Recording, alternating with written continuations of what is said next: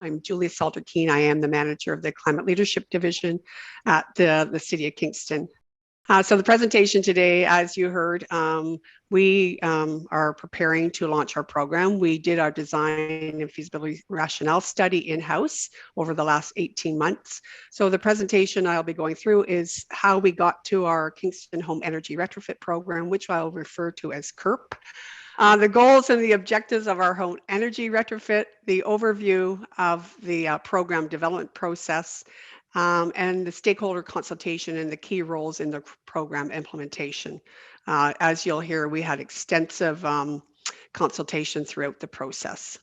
So City Council declared a climate emergency in 2019 and has made demonstrating leadership in climate action one of its 5 strategic priorities through their strategic plan they established in 2019 to 2022. The strategic priority to demonstrate leadership on climate action includes actions that reduce our corporate carbon footprint from municipal operations, improve resilience to extreme weather and changing climate conditions, and enables and supports similar actions within the community. There are a number of actions as listed on this slide that focus on that strategic priority area. And as you can see, Kingston Home Energy Retrofit Program will help homeowners retrofit their homes to make them more energy efficient and affordable. Within the climate leadership priority area, Council gave staff more specific direction to develop and promote incentives for residents to reduce their energy use and become part of the citywide solution to meet Kingston's carbon neutral target. Residential energy use accounts for approximately 14% of the City of Kingston's community GHGs, and therefore the retrofit program will help towards achieving the community's carbon neutrality target. Annually, residents collectively spend approximately $100 million on energy used within their homes, which emphasizes the important value of managing energy efficiency and conservation through the retrofit program. So this slide is our program goals and objectives. So the goal is to retrofit 25 to 50% of Kingston's existing single-family homes by 2040 by achieving an average GHG reduction impact of approximately 30%. And the objectives were developed through our logic model and reference researching, etc. And as you can see, there's 4 objectives on there: to encourage and incentivize homeowners to invest to retrofit projects that significantly reduce their GHGs within their homes through conservation, energy efficiency, and fuel switching. To utilize our options, our home energy assessments throughout the program to improve access to other tools that support residents' decision-making on the specific options, to provide low-interest financing options to homeowners for implementing the eligible retrofits identified within the home energy program, and to collaborate with our utilities in the Kingston area. In the Kingston area, we have 3 different utility providers that we have been working with, Utilities Kingston, Enbridge, and Hydro One, and to ensure that we have a one-window energy coach service, which I'll speak to throughout our presentation today. And finally, to stimulate those opportunities for local investment in job creation with respect to the implementation of the program. So the retrofit program outcomes and impacts. The program itself will focus on property owners of one-family dwellings located within the City of Kingston. This group of homes represents approximately 60% of the housing supply within Kingston. KERP will create demand for energy audits and trade jobs as well as stimulate the local economic activity for the purchase of related products and services. And in fact, the first 4 years of the program, we estimate that 200 to 375 jobs could be created for these retrofit projects, which will increase participation in KERP incrementally grows over time. And this number reflects a multiplier of 16 to 30 jobs for every $1 million spent on retrofitting. That was described in the report. It was called Bridge to the Future, the final report from the Task Force for Resilient Recovery that was published in September of 2020. And furthermore, the energy savings experienced by the homeowners can also have a positive impact on the local economic activity. So this really illustrates the evidence-based program development. Similar to Saskatoon, we started approximately 18 months ago, and the program design includes several features that help address the barriers, such as lack of upfront capital for retrofit or knowledge of how to reduce energy use, Home energy assessments using the federal Energuide rating system will determine the most effective retrofit measures based on specific equipment, insulation levels, and other relevant conditions of participating homes.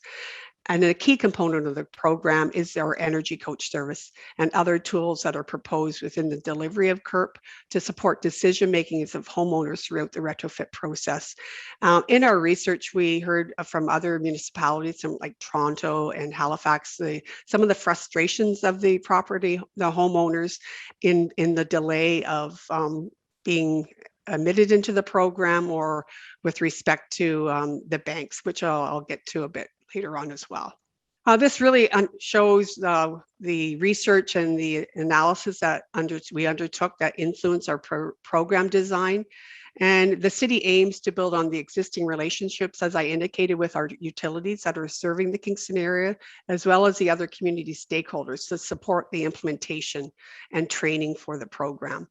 The utility companies are important program delivery partners, as they already have the established relationship with the residents in terms of providing power and heating to the homes. And electric and the natural gas utilities also have the experience in implementing related incentive programs and energy efficiency education campaigns. So we learned a lot from our utilities providers as well, as they have, indicated that they have provided other efficiency programs over time, and we've learned a lot from them and what worked and what didn't. Our target market is primarily, and secondary research has indicated that it will be older homes built before 1991, so 30 years or older, homes using fossil fuels for heating, homes being renovated or due for replacement of major equipment, and households who have a higher energy cost burden. Approximately, through our mapping and with staff from our GIS department, we mapped approximately 24% of our one-family homes within the city of Kingston, or approximately 8,000 households, have a high energy cost burden, and that was based on the 2016 census data. And homeowners who identified that they want to reduce their home carbon footprint, as indicated in a local survey that we undertook as well. So this diagram, in lieu of our time, I won't go through the entire upside down triangle, but it was really our potential market for the home energy retrofit program. So we started with the total number of residential dwellings in Kingston, and we went through the theoretical, the technical, and we came to the economic potential for the program. So the launch of the program, we are looking at, which is narrowly focused on the optimal energy and GHG savings that can be achieved by cost effectively. So we have identified, and we've mapped, and I'll show a map a little later on, that we've identified the hot market, which is unaudited home family dwellings that are on oil or propane heating, which provide the best opportunity for reductions in the GHG emissions, energy, and costs. And that's approximately 2,230 homes. And then we identified the warm market, and that represents the oldest unaudited one-family homes that are heated with electricity or natural gas that provide an opportunity for moderate reductions in energy costs and GHG emissions. So our program at this time will focus on both the hot and warm market, which we are calling the economic potential. So this just really provides you with the long-term targets and the number of homes, and we've based that on our moderate scenario, which I just indicated. It's 6,100 homes. The duration would be 12 to 15 years. We're targeting approximately 500 homes per year, and the percentage of pre-1991 homes, which I've indicated previously, will be approximately 25%. So this map here is of the city of Kingston and divided between our postal code areas. And what you'll see here are the large red circles with the numbers inside is considered our hot market. And so as I indicated, those were the older homes that were on propane or fuel, and that we'll be targeting, as well as the yellow, which is our warm. We've mapped out the other cool market, which are the newer homes, and if you know Kingston, you'll know it sort of lines up to where we are with our older areas within the city, our heritage homes, and then moving out with our new residential subdivisions. So we worked with our GIS department on the mapping of that as well. So this is our stakeholder consultation activity. We have done extensive consultation throughout with our utility providers, our training partners like Lawrence College in Kingston. We've worked with our nonprofits because we will be looking at partnering with them for the energy coach. We've brought in our consultation with our trade contractors, and through the pandemic, as you all know, it's all been virtual meetings, and we were very pleased with the turnout. We had invited 30 contractors to a engagement early this year, and 28 came to the meeting virtually. And we were speaking in-house that if it had been in person, I don't think we would have had that many people attend our session. Early in 2020 as well, we conducted a preliminary online survey of our residents to help us inform the development of the program itself.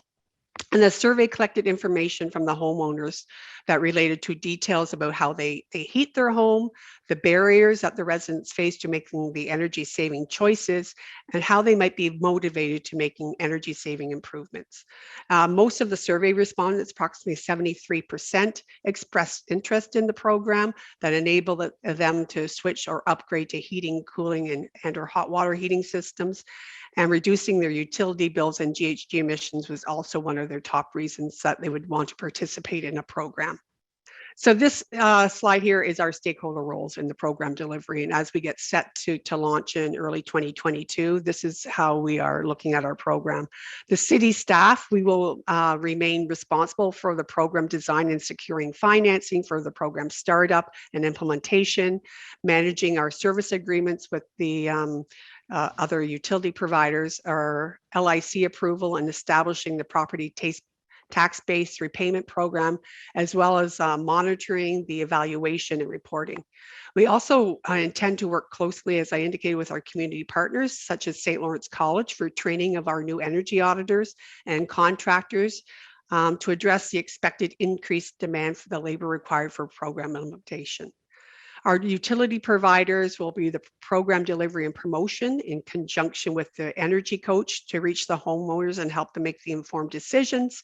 And our trade channel partners, contractors, energy auditors, training institutions, et cetera, will provide the direct retrofit services to the homeowners. So here's our program implementation. In addition to the targeted marketing and financial incentives, support services are intended to be part of delivering CURP, which we felt was very important after our research to help increase the program uptake and the impact. And 3 of these program features are the home energy coach and a one-window program application approach to including streamlined access to energy assessment and trade contractors, and a mobile app that will be developed for additional homeowner decision support on which retrofits to proceed with based on their budget and or their goals. A home energy coach will provide the objective guidance to the homeowners about the retrofit program, interpreting the energy assessments that will be completed and the different associated choices that they may have on financing and retrofit options. And the provision of this coach as a service can help the residents understand and navigate through the program to reduce the time associated with all the steps in the process and the improved satisfaction of participating homeowners. So this is a summary of our program design features. It provides for flexible sources of financing at low rates and financial incentives for energy efficiency improvements at the home that achieve GHG reductions, such as addresses the barriers that I've outlined, the upfront costs and the project payback.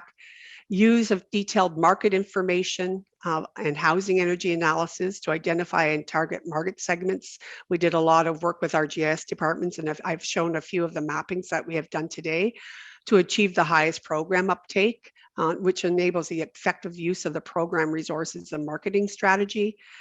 Various decision support tools as home energy audits, access to the energy coach, the mobile app to help homeowners make informed decisions, which addresses the lack of knowledge and understanding, and the program promotion and customer engagement through the utilities and channel partners, which will improve our homeowners' participation and potentially the demand for their services. And I think I'm pretty well done. I think we're running out of time here. I just like to end with a few lessons learned. One is engaging the banks and our local credit unions We have worked closely with them or reached out to them. We learned from Toronto that that was one of the major barriers for homeowners. We wanted to improve our workflow program and to examine the opportunities to decrease our administrative delays, which we hope with our energy coach. And finally, engaging with the utilities providers early on. We didn't want to design a program and then go to them and they're like, it's not going to work within our structure. They're the ones that will be delivering the program. So we needed to ensure that they'd be on pace with us as we move forward with the implementation.